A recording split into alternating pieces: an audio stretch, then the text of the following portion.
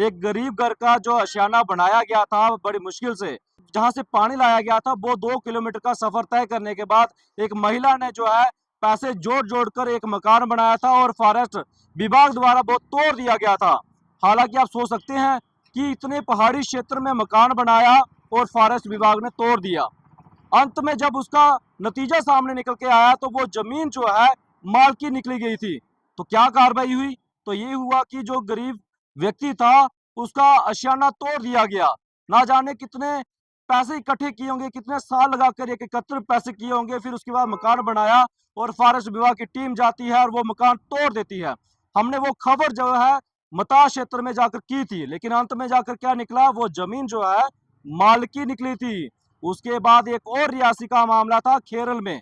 यहाँ पर गरीब अवाम के द्वारा यानी गरीब महिला द्वारा वहां पर एक मकान बनाया जाता है और उसको भी तोड़ दिया जाता है, हालांकि मशीनरी लगाकर तोड़ा जाता है। उसकी खबर भी हमने आपको बताई थी, लेकिन जो बड़े बड़े ठेकेदार हैं उनके ऊपर कार्रवाई नहीं करती है। ऐसा ही मामला रियासी का है।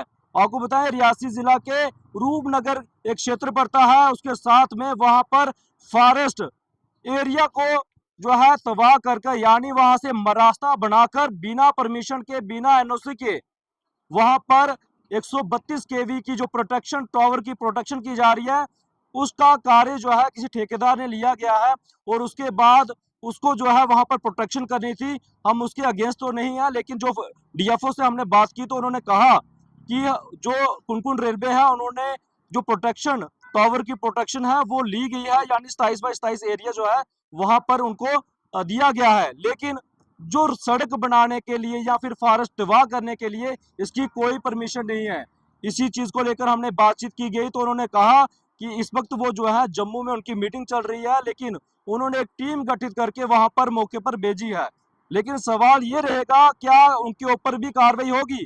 आखिर कितने दिनों से वहां पर कार्य चल रहा है? आखिर उस जो मार्ग वहां पर फॉरेस्ट एरिया है उसको तबाह करके यानी उसको उसका रास्ता बनाकर उस जगह से मशीनरी लेकर जाना, वो कहाँ तक सही है? अगर ये सही है तो फिर उन उन लोगों जो गरीब आवाम थी उनके जो आशियाने बनाए थे वो भी बिल्कुल सही थे।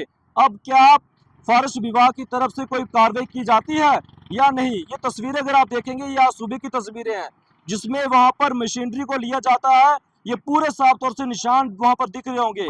आखिर किसकी मिलीभगत से यहाँ पर कार्य चल रहा है? अगर एनओसी नहीं है, अगर परमिशन नहीं है तो फिर आप काम नहीं लगा सकते। अगर आपको काम लगाना है तो डिपार्टमेंट से आपको परमिशन लेनी चाहिए थी, एनओसी लेनी चाहिए थी। लेकिन डीएफओ साहब से हमारी बातचीत हुई तो उन्होंने कहा कि अभी तक हमने उनको कोई परमिशन नहीं दी है रास्ते को लेकर, अगर ऐसा पाया जाता है तो कार्रवाई की जाएगी।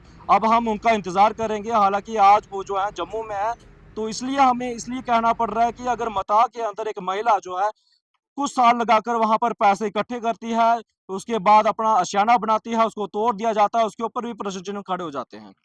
अब यहाँ पर एक मार्ग बना दिया गया है, उस मार्ग से कई मशीनरी वहां से ली गई है, ठेकेदार द्वारा वहां से इलीगल तरीके से वहां से मशीनरी लेके गए हैं, उसी मार्ग से वो मटेरियल लेकर गए हैं। तो क्या फॉरेस्ट विभाग की तरफ से क्या कोई कार्रवाई की जाएगी? ये बड़े सवाल हैं। अब इंतजार किया जाएगा कि अगर डीएफओ साहब कल अगर वहां पर आते हैं तो देखा जाएगा क्या कार्रवाई होती है। अगर कार्रवाई नहीं होती है तो क्या उनका रिप्लाई आता है, इसका हम इंतजार करेंगे। तो फिलहाल